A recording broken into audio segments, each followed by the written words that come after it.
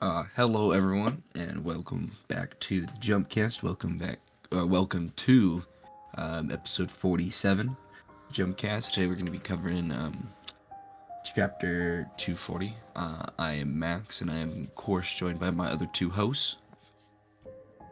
Max, too. Nick. Yeah. Hello. What's up? Um, so All I right. think it's a pretty fun chapter we get to talk about today. Nick, do you wanna start us off with the recap? Boat show. So I'll just start off with like the regular chapter itself. So we cut back to the past where we have Angel, Yuta, what is it? Kusakabe, Meimei, Angel's host, I forgot her name, and Hakari just trying to discuss how to take down Kenjaku, and so then they're saying like initially like we should have someone attack Kenjaku during the fight between Gojo and Sukuna. They're just saying that like, well, we need to prepare for every case, and Sukuna's going to be a lot to handle.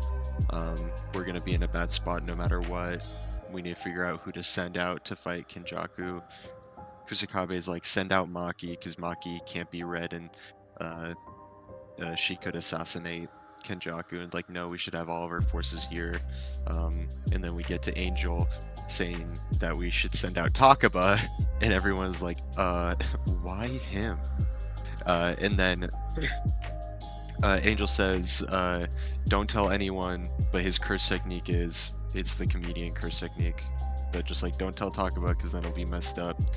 And then we cut to Kenjaku trying to shoot centipedes at Takaba, and just he ignores it. He's not taking any damage again. They talk. There's a Yu-Gi-Oh reference that makes me happy because I watched Yu-Gi-Oh as a kid. And then we have Kenjaku just trying to break down Kusakabe, and we have a yapping session for so long. There's so many text bubbles here.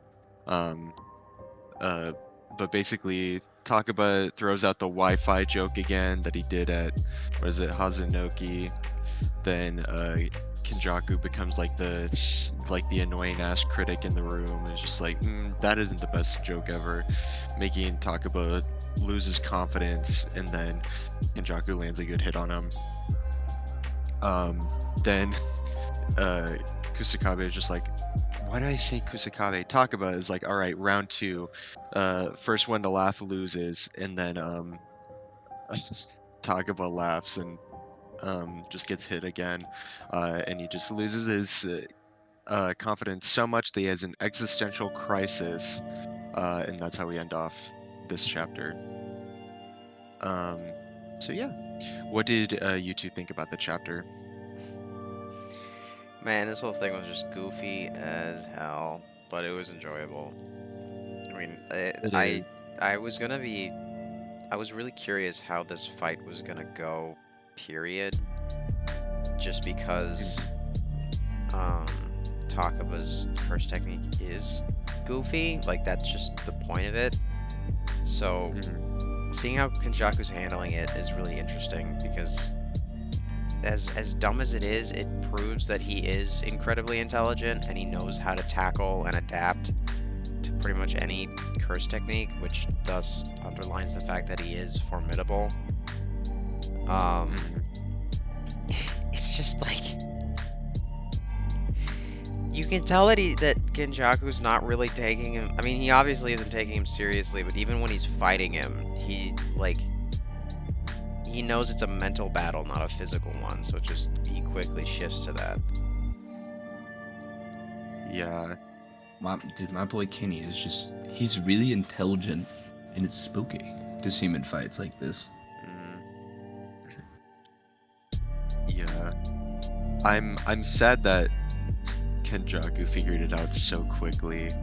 That's the one thing that annoys me. I wanted to see him just like mess with him just for a little bit more, before landing some good hits on him. And I love that in order to like beat Takaba, he has to match his goofiness. Yeah. He's like, okay, I gotta match his levels. Like when they go to like him analyzing the joke and him in the outfit with the like the critic outfit, just like, that was a half-done joke, half-baked, and then just go straight to punching him. I love it.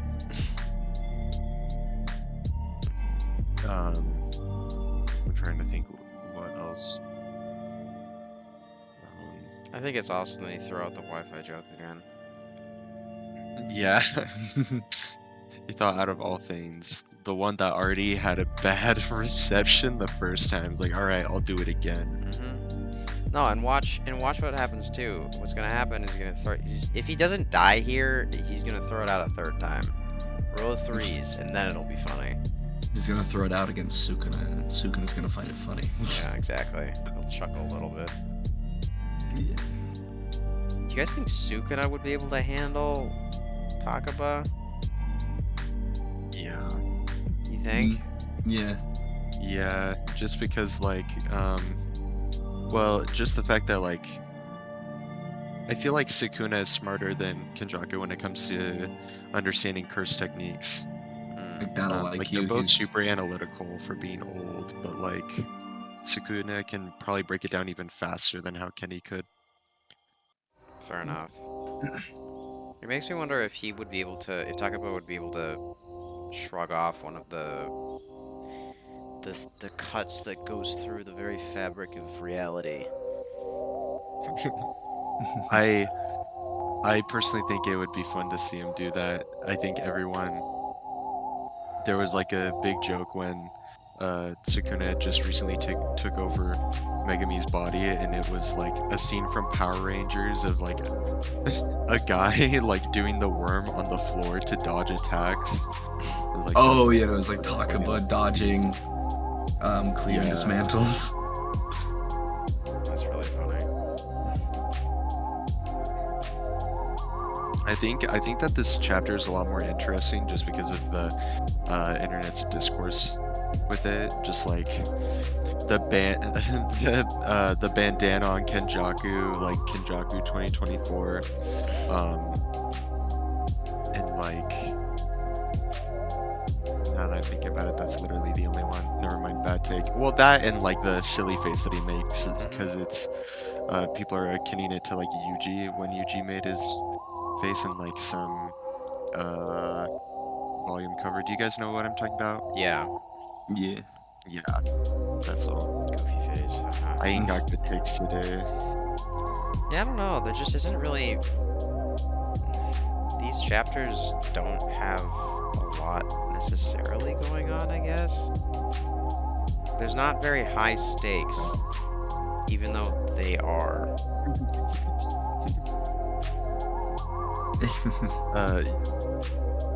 You've put it down so well.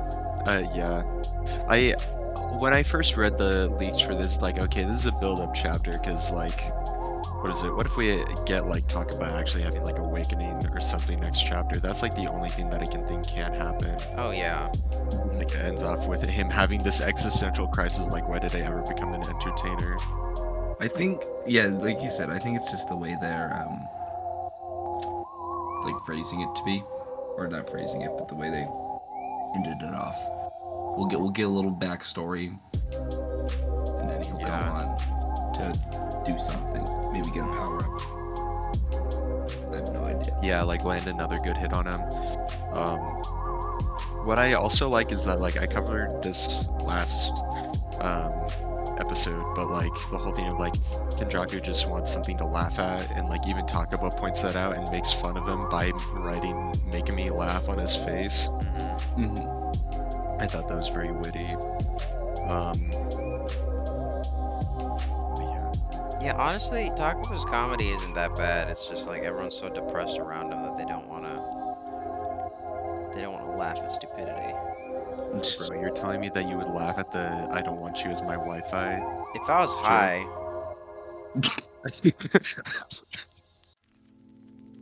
Maybe actually.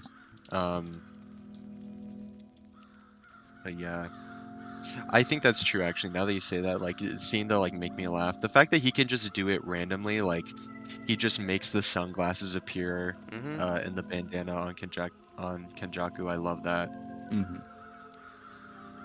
the only thing I'm really curious about here is specifically just how Takaba's curse technique works. Like, what are the nitty-gritty details of him being like, that'd be funny, and then it happens, you know? I think that's maybe what we're going to kind of get next chapter.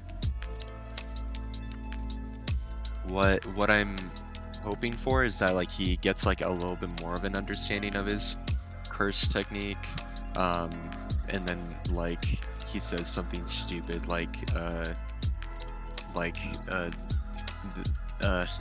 this is turning PG-13, and then like he just like cuts Kenjaku in half.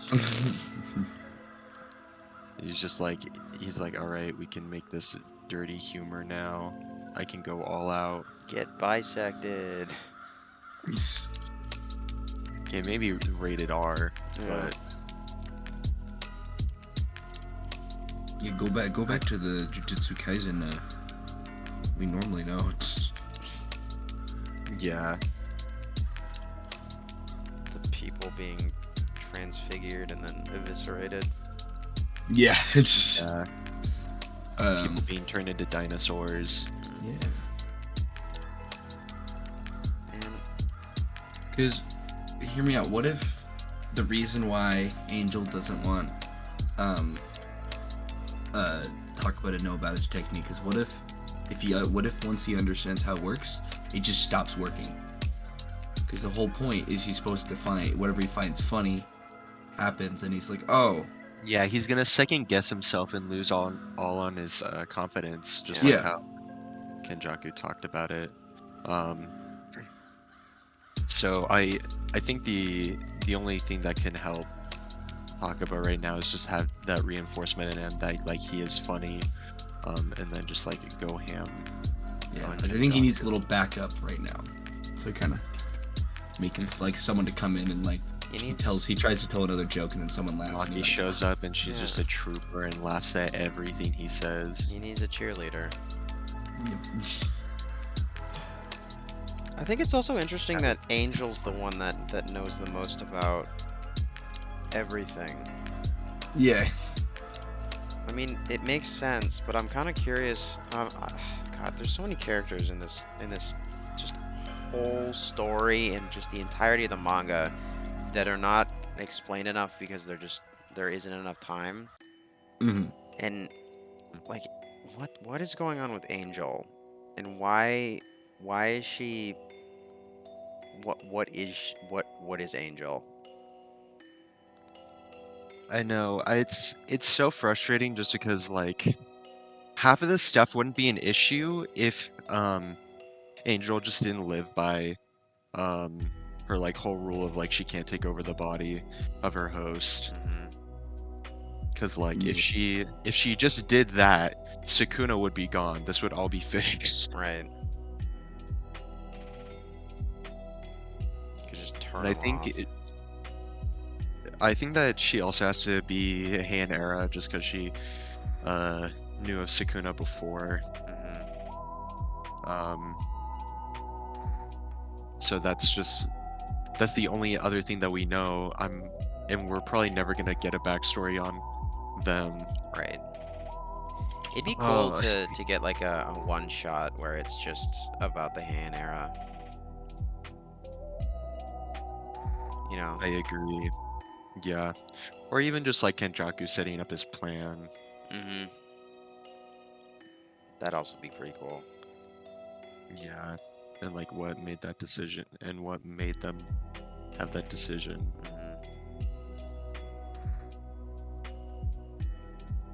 We love a build-up chapter, but there's like nothing to go Yeah. over. Yeah. Woo-hoo! I thought this chapter personally was going to be so much more interesting. I'm sad. Yeah, I I've never wanted to properly just see a little bit seen more Takaba action. fight. So Yeah, I was like, ooh, I actually want to see him do more. I'm sure that that's coming just next chapter, but like again, it just had to be a yap sesh today. Like they even pointed that out when the leaks were coming out. Just like there's so much dialogue that they had to just like copy, like they just had to have someone translate it and then just put that next to the panel itself. Just like the notes of like the dialogue is like, oh my god, this is so long. Yeah. That's really funny. Yeah. Yeah, it must be a really hard job to fit all of the translated dialogue into the little text bubbles. Yeah. I mean, I'm even just looking at the conversation of just like who they should send out, and I'm seeing so much dialogue. Just like Kusakabe's thoughts are taking up so much of the bubble space. Yeah. I want to see more fighting. I'm tired of more info dumps. Quit giving power scalers information. Yeah, it's. I don't care. I don't care. I want to see some fighting, dude. Yeah. I want to see Kenjaku step on a mine that says like Acme, and then he blows up. I want to see a fucking Roadrunner dog. That would actually be really funny if just like that's what begins the next chapter, is that it's Takaba running away and it has like the circles and everything. That'd be And really he's Oh just my sitting there. god, they need to do that. It'd be perfect.